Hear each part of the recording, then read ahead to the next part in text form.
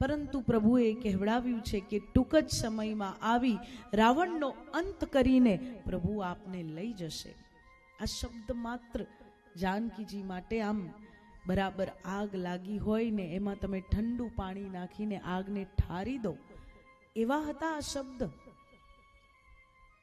કારણ કે જાનકીજી જે બિલકુલ ને પ્રભુ એવા છે આપણને ડગું મગું કરી નાખે, પરંતુ એ સમયે જ્યારે આપણે વિશ્વાસ રાખીએ ને તો પ્રભુ કોઈકને મોકલી આપે.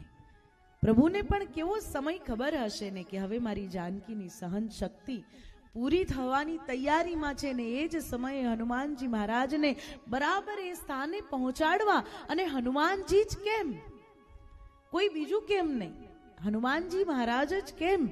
કારણ કે હનુમાનજી મહારાજનું જે વાક્ચાતુર્ય છે, હનુમાનજી મહારાજને માં જાનકીને વિવેકપૂર્ણ રીતે જે સમજાવતા આવડશે, માં જાનકીના હૃદયમાં ઉઠેલા સંતાપને શાંત કરતા આવડશે, એ બીજા કોઈને નહીં આવડે.